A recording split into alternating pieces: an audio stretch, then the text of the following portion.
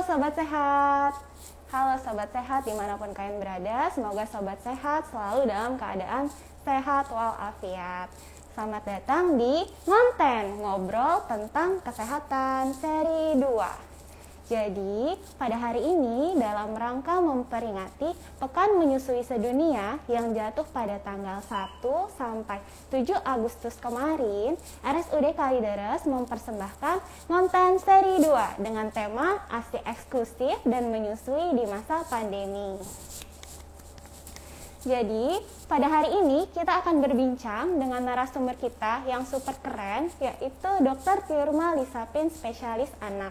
Dr. Lisa, panggilannya, merupakan salah satu dokter anak di RSUD Kalideres. Oke, sebelumnya saya akan invite Dr. Lisa terlebih dahulu ya. Kita invite Dr. Lisa. Instagram Dr. Lisa adalah @tiurmalisapin_pangaribuan. Buat sobat sehat yang ingin follow, dipersilakan ya. Saya sudah kirim request untuk Dr. Lisa untuk bergabung ya. Oke, ya, selamat siang Dr. Lisa. Halo, siang Dita. Ya, siang. Dokter, bagaimana kabarnya dok? Baik, puji Tuhan, sehat-sehat. Iya. Kemarin habis teler nih, ngalamin kipi dari Moderna, tapi sekarang udah sehat, puji Tuhan. Sudah sehat ya Bisa dok ketemu ya? teman-teman semua ya. Oh iya, siap. Ya. Silahkan dokter untuk menyapa sobat sehat dimanapun sobat sehat berada dok. Oke, saya buka masker ya, di sini saya sendiri kok. Oke, siap dokter.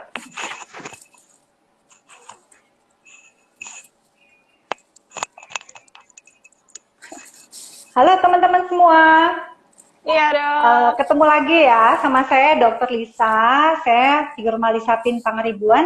Saya dokter anak di RSUD Kalideres. Semoga IG Live hari ini bisa memberikan manfaat ya untuk teman-teman semua. Oke, mantap Oke, sekali. saya kembali pakai masker ya, nggak masalah ya, Dokter Dita. Boleh ya dokter, nggak apa-apa dokter, silahkan. Ya, jadi teman-teman, sesuai dengan temanya, hari ini kita akan membahas mengenai ASI eksklusif dan menyusui di masa pandemi. Jangan lupa teman-teman sekarang ajak ayo teman-temannya, saudaranya, kerabatnya untuk ikut IG Live kita hari ini. Dan jangan lupa teman-teman bisa menuliskan komentar ataupun pertanyaan yang teman-teman penasaran nih tentang tema kita hari ini di kolom komentar ataupun di question box, karena di akhir sesi Dr. Lisa akan menjawab pertanyaan dari teman-teman. Jangan lupa 3 pertanyaan terpilih akan mendapatkan door prize yang sangat menarik dari RSUD Kalideres. Oke, saya izin mulai ya dokter ya. Oke. Oke, ya teman-teman, sesuai temanya, jadi hari ini kita akan membahas mengenai ASI eksklusif dan menyusui di masa pandemi. Oke, jadi dari data global dari UNICEF, ternyata didapatkan 70% kematian anak pada tahun 2020 ternyata merupakan anak kurang dari usia 5 tahun. Di mana 47% dari anak usia kurang dari 5 tahun yang meninggal tersebut ternyata berusia kurang dari 1 tahun. Usia di mana ASI eksklusif ataupun ASI memiliki peran yang sangat penting dalam pertumbuhan dan perkembangan anak. Kemudian di Indonesia sendiri diperkirakan ternyata terdapat 5 juta bayi baru lahir pada akhir tahun 2020. Sedangkan cakupan ASI eksklusif di Indonesia pada tahun 2020 hanya mencapai 53,96%. Angka yang masih harus ditingkatkan mengingat pandemi saat ini. Begitu betul ya dokter ya? Ya, benar sekali. Iya, silakan dokter untuk melanjutkan urgensi acara kita hari ini dokter. Jadi memang konten kita siang ini menurut saya cukup menarik ya Dita ya, Dokter Dita. Karena memang banyak sekali ibu-ibu yang bingung nih ya di masa pandemi ini. Gimana ya kalau misalnya seorang ibu dengan status COVID positif, PCR ya, terkonfirmasi, ibu itu bisa bingung, apakah saya harus tetap memberikan ASI eksklusif untuk bayi saya, padahal saya posisi positif nih. Banyak dong ibu-ibu yang juga khawatir kan, takut menulari bayinya dan sebagainya ya. Tapi perlu ibu-ibu ketahui nih, bahwa sekarang ini kita sudah menganjurkan ya untuk ibu-ibu yang melahirkan, walaupun dengan status PCR positif, itu kita tetap mengencourage untuk memberikan ASI eksklusif ya, dengan ibu tetap menjaga prokesnya ya dengan cara yang baik ya, karena memang belum ada cukup data yang menyebutkan bahwa virus dari COVID ini ada di dalam ASI dan bisa menulari bayi. Jadi ibu-ibu harus tetap semangat memberikan ASI eksklusif. Siap, dokter.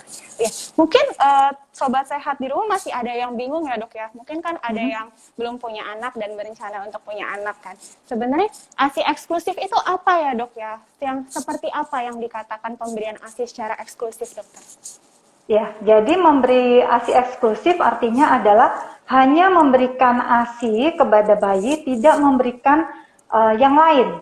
Misalnya memberikan air putih, memberikan air tajin, memberikan air buah, ataupun memberikan bubur atau apa yang lain tidak. Jadi hanya ASI sampai bayi berusia 6 bulan. Begitu Dita ya. Oh iya. Namun kadang ada beberapa orang tua ya, Dok ya, yang special case istilahnya. Jadi anaknya sudah direkomendasikan untuk memulai MPASI dini, Dok, sebelum usia 6 bulan. Kalau misalnya yang seperti itu, apakah tetap kategorinya ASI eksklusif atau tidak ya, Dok ya? Jadi seperti sesuai dengan kriterianya, ASI eksklusif itu tidak memberikan apa-apa selain cairan ASI. Jadi apabila ada seorang bayi atau seseorang bayi yang berusia kurang dari 6 bulan, kita memberikan MPASI karena memang ada indikasi medis, berarti anak itu tidak menjalani ASI eksklusif ya. Tetapi memang kalau memang sudah sesuai indikasi medis, misalnya dia gagal tumbuh ataupun mengalami gizi buruk, dan ada beberapa dokter yang memberikan rekomendasi medis untuk mempercepat pemberian MPASI, misalnya di usia 5 bulan itu ya kita bisa juga memberikannya. Tapi memang diusahakan kalau memang dengan kita mengobservasi bayi dengan pemberian ASI eksklusif, peningkatan gizinya baik, status gizi baik, memang lebih direkomendasikan untuk tetap mengusahakan ASI eksklusif untuk bayi. Karena ASI mengandung banyak sekali ya keuntungan, selain kandungan gizinya, ada untuk antibodinya, lalu untuk faktor-faktor kelekatan dengan bayi dengan ibu ya yang tidak bisa kita dapatkan apabila kita tidak memberikan ASI eksklusif. Oh iya, super sekali Dok, sangat jelas Dok. Ya. Kemudian Dok, ASI ini kan memang sangat penting ya Dok ya. Untuk anak sendiri, peranan ASI dalam tumbuh kembang seorang anak itu bagaimana Dok? Jadi peranan ASI untuk tumbuh kembang anak ya pasti sudah diakuin bahwa ASI adalah yang terbaik untuk bayi. Ya, karena selain mengandung zat-zat gizi, kandungan gizi, makronutrien, mikronutrien, juga mengandung komponen-komponen yang memberikan ketahanan tubuh untuk bayi, ya. Lalu ada faktor-faktor lain, misalnya pada saat bayi mendapatkan ASI eksklusif dengan cara menetes secara langsung, ya, ada juga skin to skin kontak dengan sang ibu, di situ juga akan terbentuk bonding yang lebih baik antara bayi dengan ibu, dan di situ juga sangat berarti untuk pertumbuhan dan perkembangan dari bayi, ya, untuk perkembangan untuk fisiknya, untuk perkembangan untuk kognitifnya, itu terbukti bahwa kegunaan ASI itu sangat baik, sangat berguna. Berarti memang seluruh bayi haknya ya Dok ya, hak setiap anak untuk mendapatkan ASI ya. Iya, itu hak dari setiap anak untuk mendapatkan ASI. Kan bayi itu belum bisa dong menuntut haknya ya. Jadi memang ya kewajiban ibu untuk bisa memberikan yang terbaik untuk bayinya. Iya, berarti kalau bisa ya, walaupun ASI-nya belum keluar di masa-masa awal, harus tetap di-encourage ya Dok ya, harus tetap di-support. Iya, karena perlu diingat juga, justru pemberian ASI di jam-jam pertama bayi ini lahir itu yang juga turut mempengaruhi keberhasilan dari proses pemberian ASI eksklusif pada bayi. Jadi kan kita mengenal tuh inisiasi menyusui dini, ya. Jadi pada saat proses persalinan, sesaat setelah bayi itu lahir, kita memberikan langsung bayi kepada ibunya untuk menetek secara langsung. Nanti bayinya akan mencari ya puting ibu, ya itu memang suatu keajaiban ya. Bayi akan mencium aroma dari ibunya dan mencari puting ibunya untuk dia melakukan proses menetek. Itu sih ajaib banget sih. Iya, iya. Ya. Mantap dok. Sobat Sehat sudah mendapat penjelasan nih bagaimana pentingnya ASI. Sekarang di masa pandemi seperti ini dok, tadi dokter sudah sempat bahas ya mengenai COVID dan menyusui. Bisa dijelaskan kembali dok, sebenarnya dapatkah dok COVID itu ditularkan melalui menyusui atau melalui ASI dok? Nah, itu yang banyak ya ibu-ibu yang dengan status COVID positif mungkin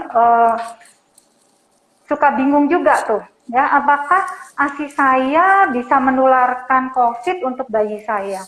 Jadi dari penelitian belum ada data yang cukup yang menyatakan bahwa ASI itu bisa menularkan COVID dari ibu yang statusnya positif.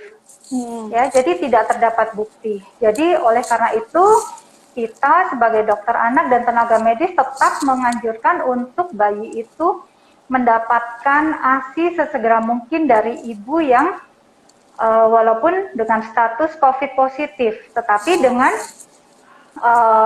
prokes tetap dijaga. Ya, jadi intinya adalah kita tidak memisahkan antara ibu dengan bayi. Justru kita sesegera mungkin memberikan bayi itu kesempatan untuk menetek langsung kepada ibunya, ya, mulai di tempat persalinan itu, ya. Tentunya ibu juga tetap harus sebelum misalnya melahirkan ya dalam keadaan bersih, ya, memakai masker, gitu. Dan sesering mungkin untuk menjaga tangan dan yang sering kontak dengan benda-benda sekitar untuk melakukan desinfektan. Oke, gitu.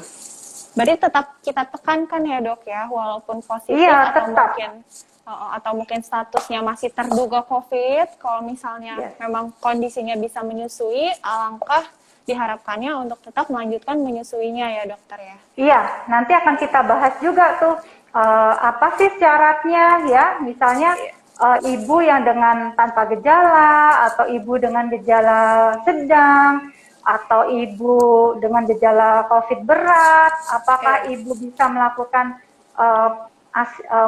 melakukan pemerasan ASI ya ataupun tidak. Itu ada beberapa kondisi. Memang ada sih yang misalnya kondisi ibu dengan kondisi sangat berat ya, itu bagaimana tata laksananya juga nanti bisa kita bahas ya di acara konten ini Dokter Dita. Boleh dok, sepertinya akan panjang ya dok ya. Coba bagaimana rekomendasinya dok cara menyusui di masa pandemi? Mungkin yang awalnya untuk ibu yang konfirmasi COVID dengan tanpa gejala mungkin ya dok ya. Itu bagaimana dok rekomendasinya? Iya, kalau misalnya ibu yang terkonfirmasi COVID positif tetapi dengan tanpa gejala ya yang kita sebut sebagai OTG, kita bisa langsung memberikan kesempatan pada bayi untuk langsung menetek langsung dengan ibunya ya. Kalau memang ibunya bisa menetek secara langsung ya berikan langsung. Dengan syarat yaitu tadi ibu harus memakai masker ya. Lalu juga melakukan desinfektan atau cuci tangan dengan air mengalir pada tangan ibunya dan juga untuk permukaan-permukaan yang sering disentuh juga kita harus menjaga untuk didesinfektan. Ya, jadi tidak ada kendala. Kita tetap bisa memberikan bayi untuk langsung menetek pada ibunya. Untuk payudaranya sendiri apakah perlu dicuci atau ikut didesinfektan dok sebelum menyusui? Jadi memang ya sebisa mungkin kalau kita mau menetein bayi kita ya sebersih mungkin ya. Tetapi untuk kegiatan mencuci payudara itu tidak dilakukan setiap menetein, itu tidak. Tapi terutama kita melakukan desinfektan untuk area payudara apabila kita si ibu ada batuk ya, batuk yang ke arah payudara misalnya. Jadi dropletnya itu ada kemungkinan untuk menempel di area payudara, yaitu kita harus segera mencucinya misalnya dengan air mengalir dan dengan menggunakan sabun. Tetapi tidak setiap kegiatan menetein itu harus membersihkan daerah payudara, ya. Yang penting ibunya memakai masker dan melakukan sesering mungkin mencuci tangan. Nah, itu kan Dan untuk ada juga dokter Dita misalnya ibunya misalnya batuk gitu ya, lupa pakai masker, juga boleh juga pakai tisu. Pakai tisu kita tutupkan pada saat ibu itu batuk dan segera mungkin membuang tisu itu di tempat yang semestinya, lalu segera mencuci tangan dengan air mengalir dan menggunakan sabun atau dengan memberikan alkohol ya, desinfektan untuk tangan. Dia juga bisa untuk menetein bayinya ya. Benar-benar harus protokol yang ketat ya dok ya, demi bayinya juga sendiri ya. Oke. Itu untuk pasien yang tanpa gejala dok. Untuk pasien yang dengan gejala sedang atau gejala berat, terutama pasien-pasien yang tidak bisa isolasi mandiri dok, perawatan di rumah sakit misalnya, itu rekomendasi menyusuinya bagaimana dokter? Ya, jadi untuk ibu-ibu yang misalnya harus dengan kondisi tertentu, misalnya terpisah ya dari bayinya, dia misalnya harus dirawat di rumah sakit, ya kita juga harus tetap mencoba untuk tetap memberikan ASI pada bayi, ya, misalnya dengan ASI perah. Jadi kita lihat kondisinya bagaimana nih ibunya, apakah masih memungkinkan untuk dia memerah ASI-nya. Kalau memang masih bisa memerah ASI-nya, ya ibu itu kita edukasi untuk bisa menampung ASI-nya, dan prosesnya juga harus dengan protokol kesehatan yang baik ya, ibunya tetap memakai masker ya, lalu alat untuk misalnya akan memeras ASI secara manual ya, kita harus juga walaupun dengan pompa ataupun dengan tangan ya, kita harus selalu menjaga tangan tetap steril ya, mencuci tangan dengan air mengalir dan menggunakan sabun atau dengan alkohol. Lalu kita bisa melakukan pemerahan ASI ya, kita tampung dan itu nanti akan kita berikan untuk bayi ya. Memberikannya kita mengusahakan jangan menggunakan dot ya, atau botol sebisa mungkin yang tetap merangsang bayi untuk tetap bisa meminum bayi itu, misalnya dengan cup feeder atau dengan sendok kita tempelkan di bibir bawah bayinya, sehingga membuat bayi itu tetap bisa dok, meminum bayi itu secara aktif ya. Biar supaya juga mudah juga anaknya ya, juga nggak bingung putingnya. Ya. Iya, biar nggak bingung puting ya. Iya. Jadi nanti kalau misalnya kondisi, ibunya sudah memungkinkan untuk memberikan ASI-nya secara langsung, ya kita sesegera mungkin memberikan kesempatan untuk bayi itu bisa menetes secara langsung kepada ibunya. Ya, kalau kondisinya misalnya sesaknya sudah tidak sesak sekali, ya sudah bisa memberikan langsung ASI-nya menetes, ya bisa langsung ibu itu bisa langsung menetein bayinya secara langsung, lebih baik. Oh iya. Sebagai gimana pun caranya bisa langsung menyusui gitu ya dok ya, yang paling baik. Iya paling baik ya sebenarnya ya exclusively breastfeeding ya, bukan exclusively breast pumping kalau menurut saya. Oke. Kemudian dok, itu kan untuk pasien yang memang gejalanya sedang berat dan masih bisa untuk memompa ya dok ya. Iya. Tapi kan kadang ada yang kondisinya betul-betul berat atau critical COVID lah, yang untuk memompa tidak bisa atau pasiennya bahkan sudah tidak mandiri. Nah, untuk pasien-pasien seperti itu, rekomendasinya bagaimana dokter?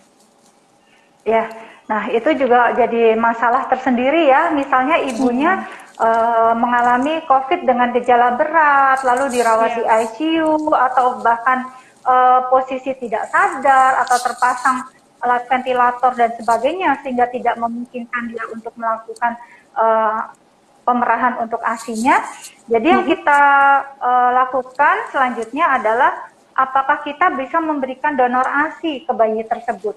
Ya, Oke. atau kita bisa mencari ibu apa istilahnya ibu persusuan ya, yang sesuai mungkin menurut agama atau adat istiadat dari masyarakat kita ya, kan ada tuh yang bisa memberikan ya. Nah itu yang harus kita pikirkan pertama kali, dan itu pun juga harus dilakukan dengan syarat-syarat tertentu ya.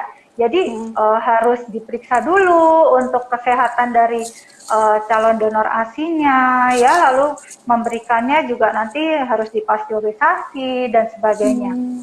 Ya, jadi tetap diusahakan kalau bisa bayi itu tetap mendapatkan ASI. Tetapi kalau kondisinya sangat tidak memungkinkan, tidak ada donor ASI, tidak ada ibu persusuan dan sebagainya, ya mau tidak mau ya jadi kita tempuh untuk jalan yang terakhir yang kita bisa ambil ya, misalnya dengan metode lain, misalnya apakah menggunakan susu formula dan sebagainya. Tetapi itu sudah kalau kita sudah melewati tahap-tahap di mana memang benar-benar kita tidak bisa memberikan ASI untuk bayi. Tetapi selagi kita masih bisa memberikan ASI, kita usahakan pemberian ASI terlebih dahulu untuk bayi. Begitu intinya.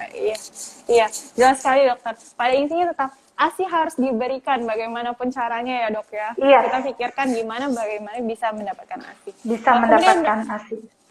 Yang penting lagi dok, tadi sudah sempat dijelaskan untuk tips-tips dalam memerah ASI atau pemberian ASI.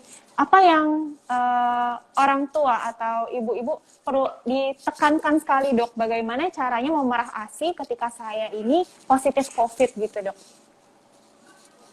Iya, jadi memerah ASI apabila seorang ibu itu menderita COVID positif itu juga harus dilakukan dengan benar ya. Jadi kita menggunakan protokol yang ketat. Ibu harus dalam kondisi bersih ya, misalnya setelah mandi atau bagaimana ya sebisa mungkin. Lalu ibu harus tetap menggunakan masker. Lalu alat-alat yang akan kita gunakan juga harus dalam kondisi steril. Ya, dalam proses memerah ASI juga kita bisa melakukan dengan dua cara. Ada yang secara manual dengan jari ya. Kita bisa lihat tuh cara-cara ibu-ibu bisa cari di YouTube juga banyak ya cara memerah ASI secara manual, tapi juga bisa dilakukan dengan menggunakan pompa.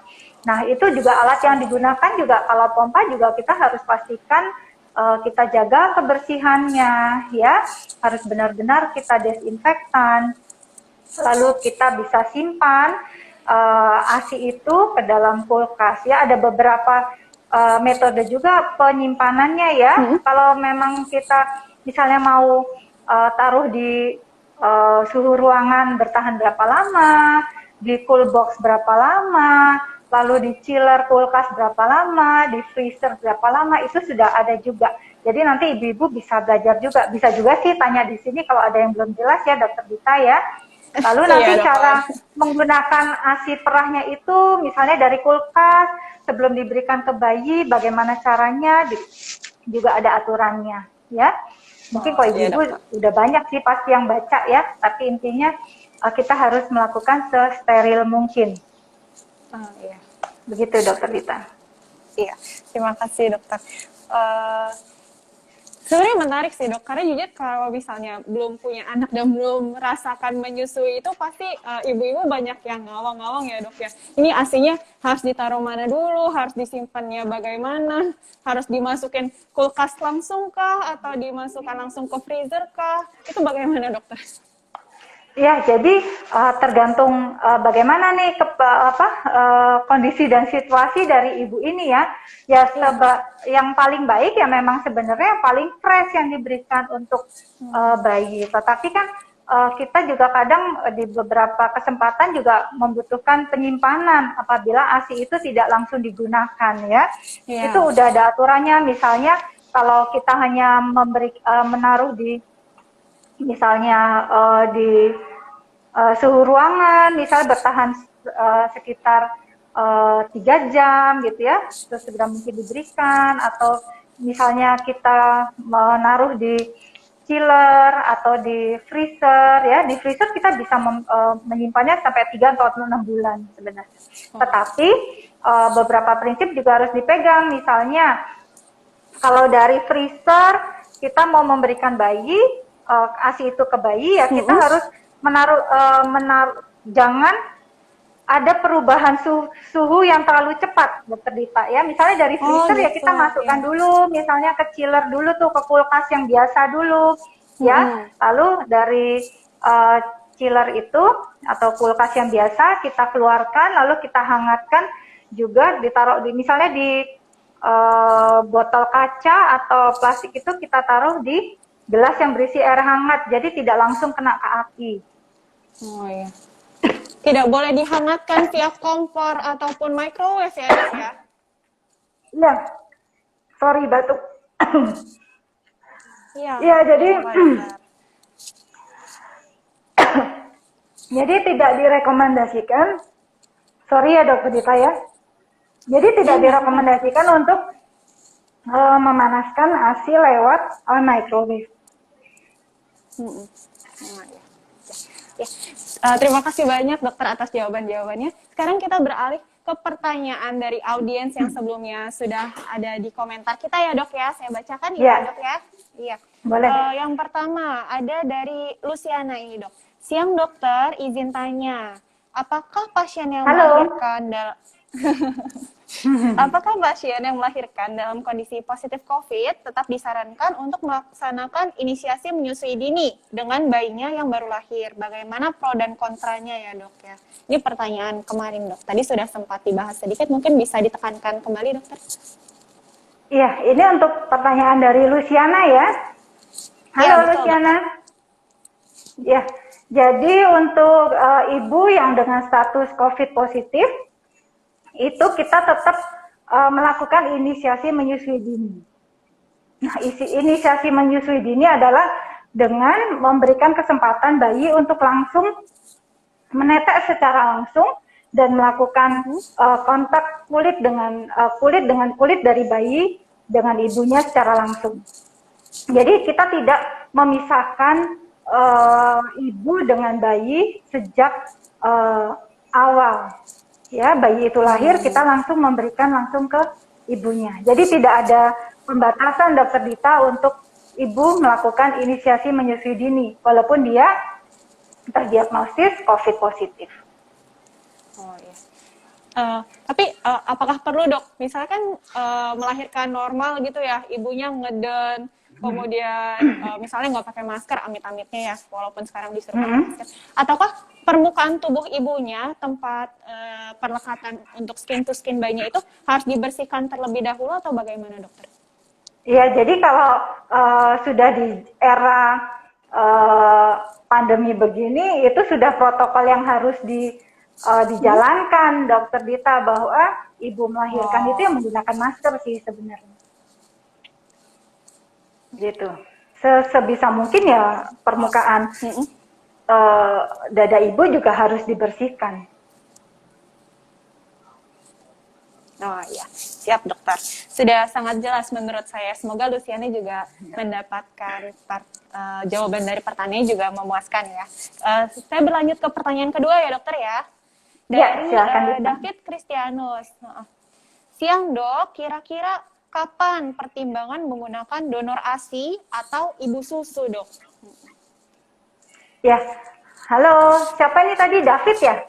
David, Dok. Pak David ya, Pak David. Jadi tadi ada memang alternatif untuk memberikan ASI donor ataupun ibu persusuan ya.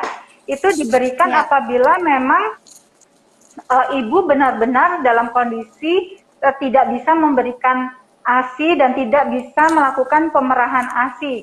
Misalnya dalam kondisi misalnya si ibu mengalami gejala COVID yang berat, dirawat di ICU misalnya, dalam keadaan yang sangat sesak ataupun tidak sadar, pokoknya si ibu tidak bisa melakukan pemerahan ASI ataupun orang lain juga tidak bisa melakukan membantu untuk memerah ASI dari ibu.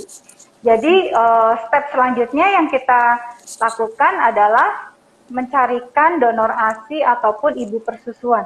Karena sebisa mungkin kita tetap mengusahakan untuk bayi itu mendapatkan ASI ya, dari mana asalnya, bisa dari donor ataupun ibu persusuan gitu. Karena memang kegunaan dari ASI itu sangat banyak. Misalnya untuk beberapa komponen-komponen untuk antibodinya ya, itu ada kita dapatkan dari ASI begitu. Oke. Kemudian ada syaratnya tidak sih dok? Siapa yang bisa menjadi donor ASI atau menjadi ibu susu? Iya, jadi untuk menjadi donor ASI juga ada syaratnya ya. Jadi kita akan melakukan screening kesehatan untuk dari ibu yang akan menjadi donor ASI ya. Kita cek untuk beberapa penyakit-penyakit menular misalnya ya.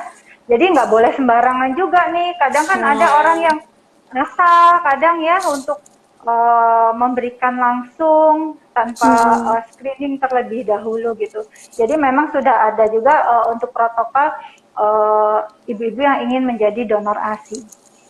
Begitu, Dita.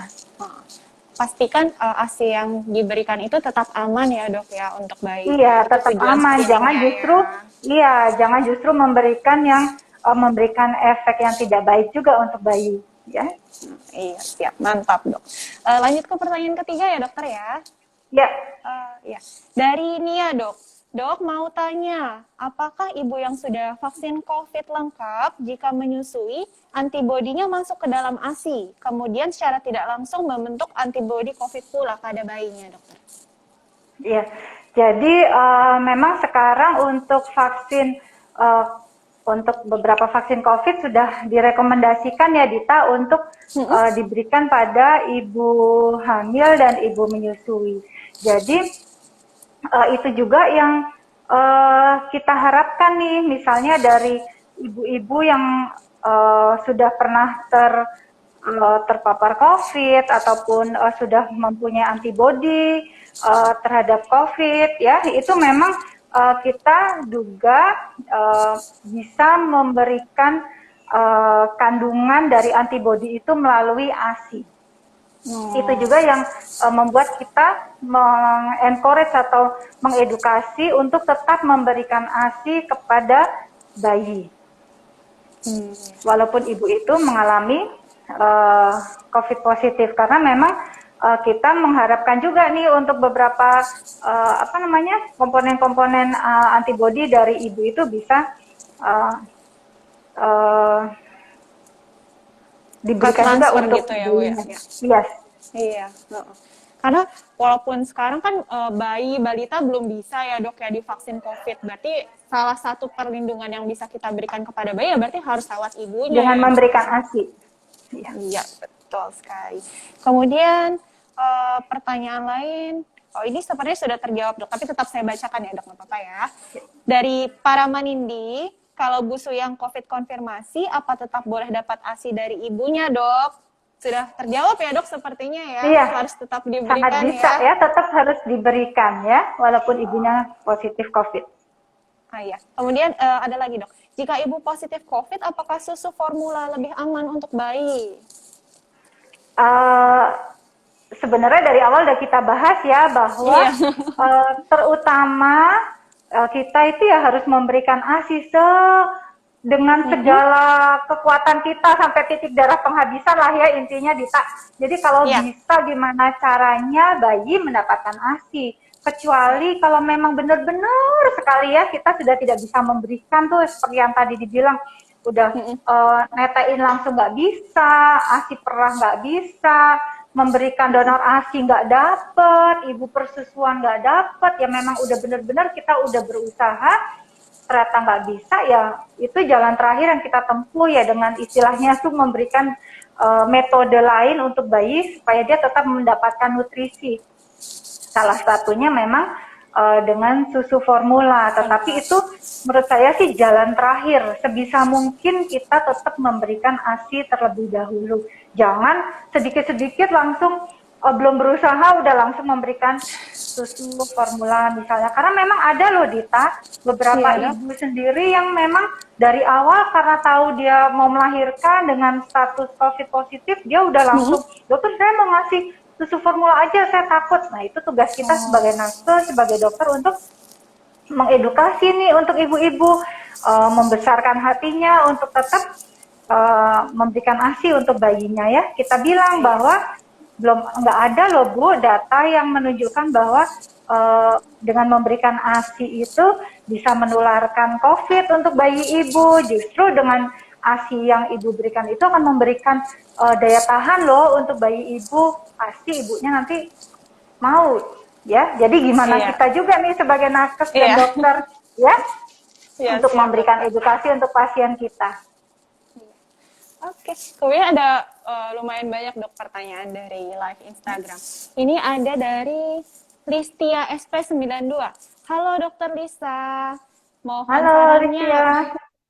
mohon sarannya biar aman untuk ibu menyusui tetap pumping di rumah sakit pada saat bekerja Dok.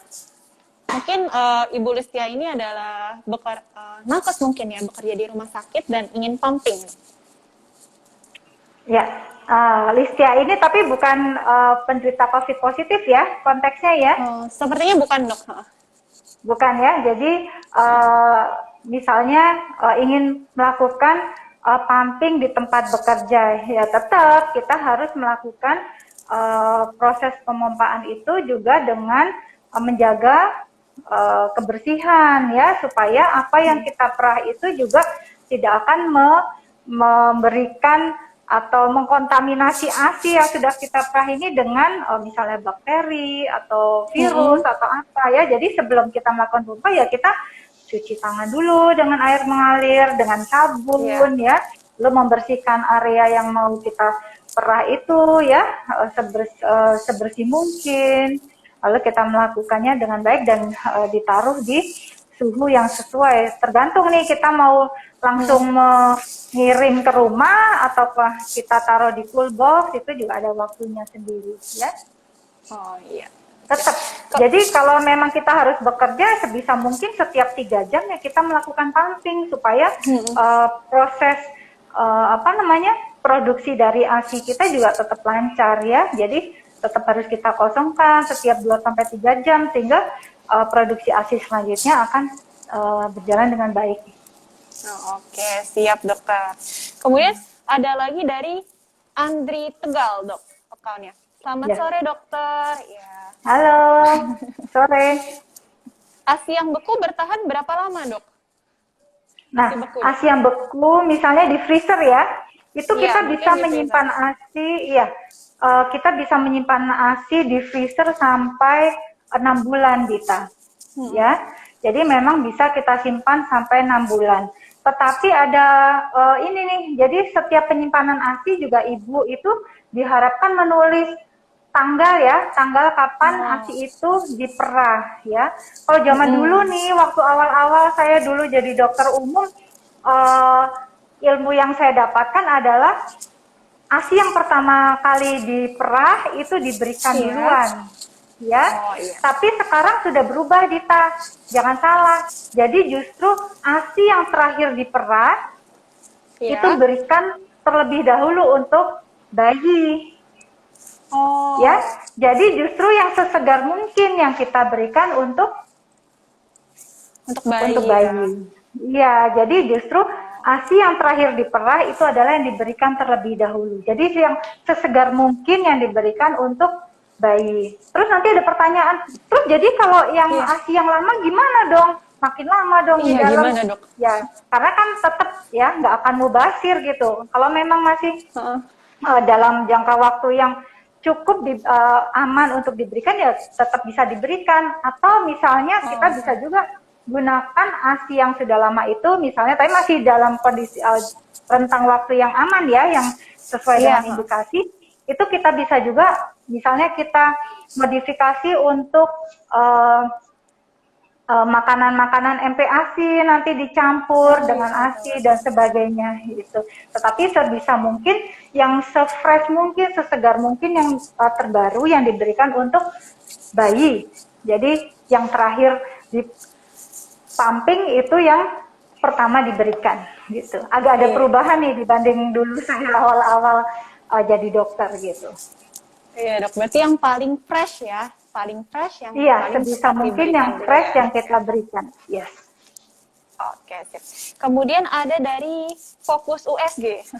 Halo dok, bagaimana penanganan Halo. prokes untuk ASI yang sudah dipumping di botol sebelum diberikan ke bayi? Ini tidak ada pernyataan sih dok, ini sudah dibekukan kah atau bagaimana?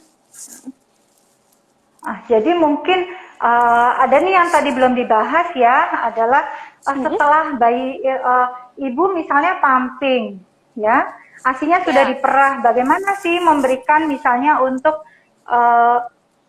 bayinya, ya. Jadi tetap sebelum misalnya petugas kesehatan nih mau menerima ASI yang dari ibu misalnya dirawat di ICU ya, misalnya, tapi dia masih bisa memerah, ya tetap kita harus permukaan botol ya dari ibunya itu kita desinfektan terlebih dahulu. Jadi ada juga yang kita oles dengan cairan-cairan antivirus ya terlebih dahulu, botolnya terus dioles ke arah bawah, lalu kita taruh dulu nih di tray ya, kita keringkan dulu supaya cairan desinfektan itu mengering dulu, lalu sifat antivirusnya juga bekerja sehingga permukaan botol itu steril ya. Baru misalnya kita taruh ke pendingin misalnya di rumah sakit tempat bayi itu dirawat, misalnya harus terpisah nih antara bayi dengan ibu, harus dipisahkan misalnya ya, baru ditaruh di tempat penyimpanan pendingin. Nah nanti misalnya akan digunakan, itu juga misalnya kalau dari freezer kita nggak boleh nih langsung dengan suhu yang tiba-tiba langsung panas gitu, nggak boleh, jadi harus bertahap. Misalnya kalau dari freezer kita masukkan dulu ke chiller atau ke kulkas yang biasa dulu ya, jadi nggak boleh langsung dipanaskan. Setelah ditaruh misalnya semalaman ya, kita taruh di chiller itu di kulkas yang biasa, baru kita bawa ke suhu ruangan atau kita panaskan dengan kita taruh di botol itu yang berisi ASI itu, kita taruh di misalnya mangkok yang berisi air hangat. Lalu begitu hangat. Jadi tidak langsung dari api ya, kena api langsung atau dengan microwave itu tidak disarankan. Siap dokter. Kemudian ada dari Alvika Agus. Dok, apakah ada keuntungan untuk anak yang ASI lebih dari 2 tahun? Lebih dari 2 tahun ya? Iya dok, pertanyaan lebih dari 2 tahun. Ya, jadi memang rekomendasi kita adalah memberikan ASI. Setelah kita memberikan ASI eksklusif selama 6 bulan, kita bisa melanjutkan pemberian ASI sampai anak itu berusia 2 tahun. Ya, itu rekomendasi kita. Mengapa? Karena memang setelah 2 tahun, kandungan gizi yang ada di ASI itu sudah tidak mencukupi untuk pertumbuhan dan perkembangan dari si anak. Makanya kenapa sejak umur 6 bulan juga kita nggak bisa tuh hanya memberikan ASI. Kita harus memberikan MPASI karena kebutuhan untuk anak ini tumbuh kembang setelah umur 6 bulan itu sudah tidak bisa tercukupi hanya dengan ASI. Dia membutuhkan tambahan-tambahan yang lain ya, dari makronutrien, mikronutrien, dari MPASI. Jadi kita nggak bisa juga ngotot misalnya, kan ASI terbaik dok gitu, saya mau memberikan cuma ASI aja gitu kan, anak saya tetap gemuk kok, ini saya cuma ngasih ASI sampai usia 8 bulan, 1 tahun tidak memberikan makanan padat sama sekali. Itu ada loh Dita. Ya, pasien saya juga ada seperti itu. Jadi memang kita nih yang harus mengedukasi bahwa tidak berarti bahwa anaknya itu gemuk, itu semua kecukupan gizi dari anak ini tercukupi, karena semakin anak itu semakin besar bertumbuh ya pasti membutuhkan kebutuhan gizi yang lebih lagi, apalagi di atas 2 tahun itu sudah tidak cukup lagi kalau hanya dengan ASI. Ya, bahkan kita harus melakukan penyapihan ya dok setelah 2 tahun karena memang selain karena memang kandungan gizinya sudah tidak cukup untuk bayi di atas 2 tahun, itu juga kita harus memperhatikan faktor psikologisnya ya dok ya. Misalnya anak di atas 2 tahun masih menetek gitu juga pasti kan secara psikologi anaknya juga kurang baik untuk perkembangan dia selanjutnya gitu. Dokter, sudah 45 menit tapi pertanyaannya masih ada banyak dok. Kira-kira kalau 2-3 pertanyaan lagi apakah berkenan dok? Boleh ya, dokter Dita ya. belum mau praktek lagi kan? Kayaknya menarik belum, ya dok? Iya dok, masih banyak soalnya yang bertanya nih dok. Saya bacakan lagi ya dok. Ya. Dari Amilda Hairunisa. Siang dokter, mau bertanya, apakah anak COVID-19 dengan bergejala, apa tetap boleh dirawat dengan orang tua atau keluarga yang negatif dok? Oh tidak ada hubungan dengan ASI, tapi mungkin boleh dok dijawab dok. Anaknya yang ceritanya COVID. Jadi yang positif itu anaknya ya? Anaknya. Ini anaknya mau dirawat di rumah ya? Iya, tapi orang tuanya negatif semua dok. Negatif, iya.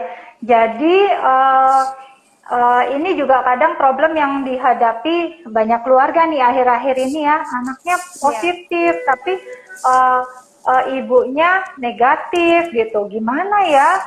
Sedangkan anak ini juga belum bisa dong kalau dia harus dirawat gitu ya.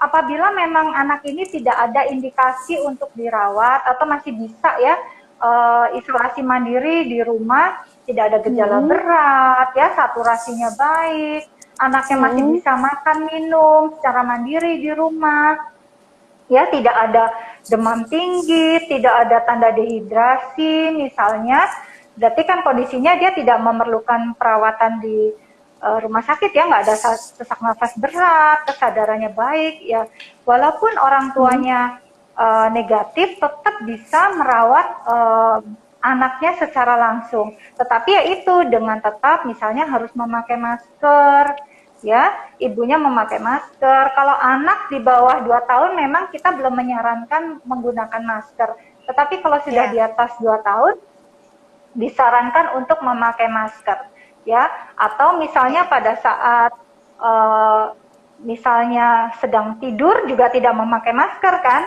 tetapi kalau bisa ya tetap kita jaga jarak, misalnya antara anak dengan ibunya berjarak lebih dari 2 meter untuk pada saat dia tidak harus berdekatan, misalnya tidak ada suatu keharusan untuk dia berdekatan, kan bisa tuh memberikan jarak misalnya pada saat tidur ataukah pada saat tidak ada kondisi yang urgent sekali untuk ibu itu mendekati bayinya atau anaknya ya kita jaga jarak sekitar 2 meter, dan terutama sih tetap harus pakai masker. Terus sesering mungkin mencuci tangan dengan air mengalir dan menggunakan sabun atau menggunakan alkohol.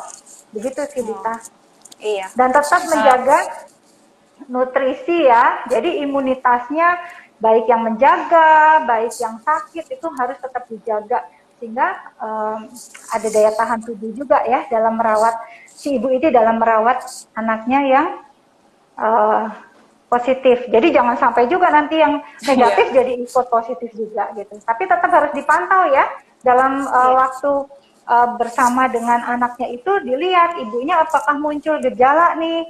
Ya kalau memang tiba-tiba pada saat kapanpun itu ibunya mengalami gejala juga seperti gejala COVID, ya harus segera diperiksa untuk melakukan swab ya.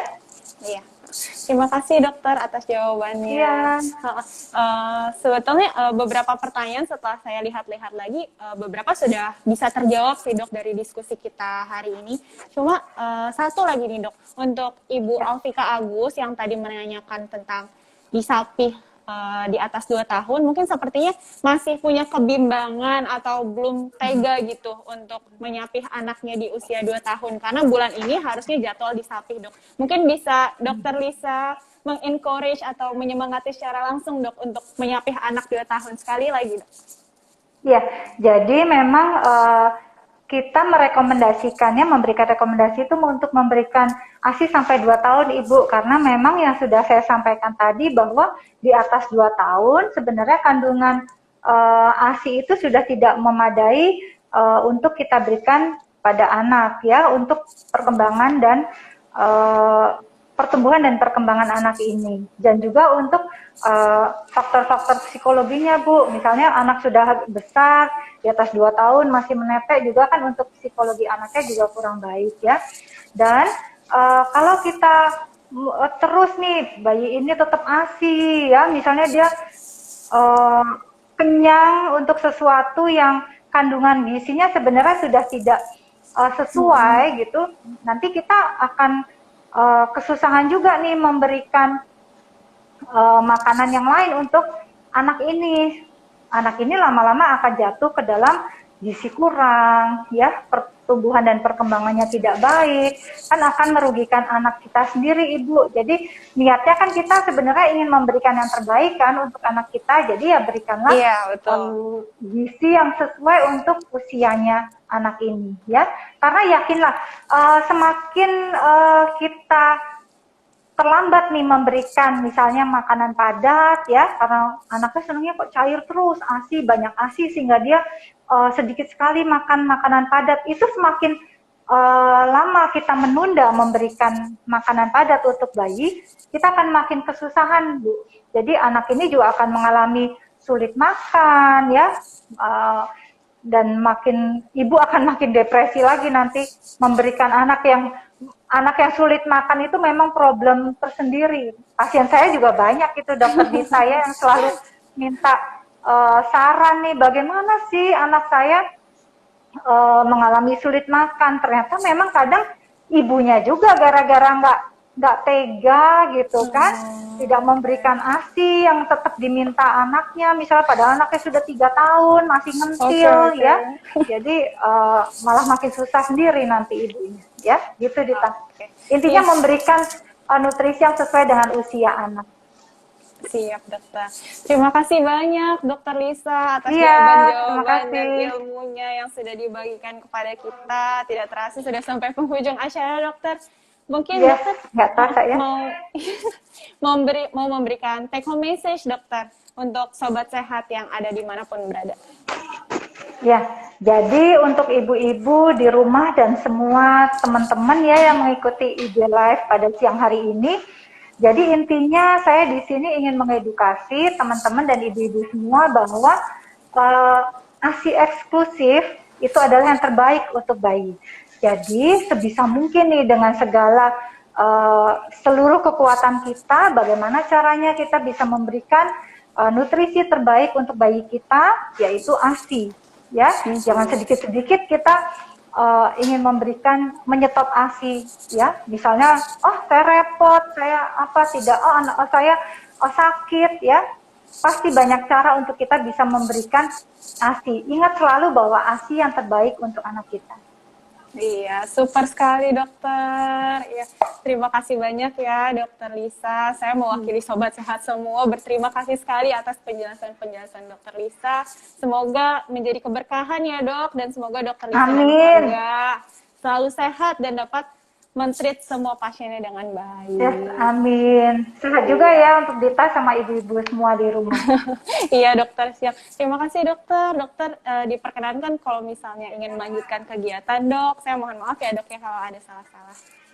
Ya, terima kasih Dita. Terima kasih RSUD Kalideres. Iya, terima kasih banyak dokter.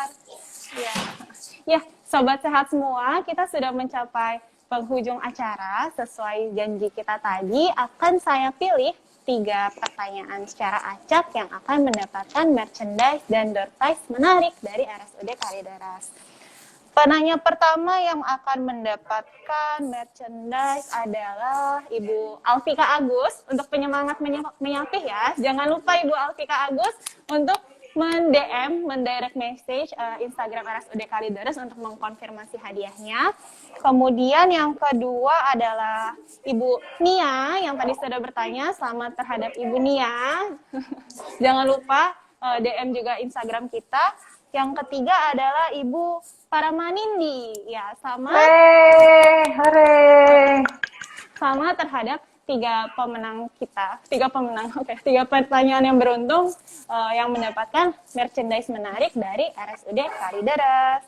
Kemudian saya ucapkan terima kasih sekali lagi kepada Dokter Lisa dan kepada sobat sehat semua. Semoga kita semua diberkahi kesehatan dan mendapatkan Amin. kekuatan dalam menghadapi pandemi ini.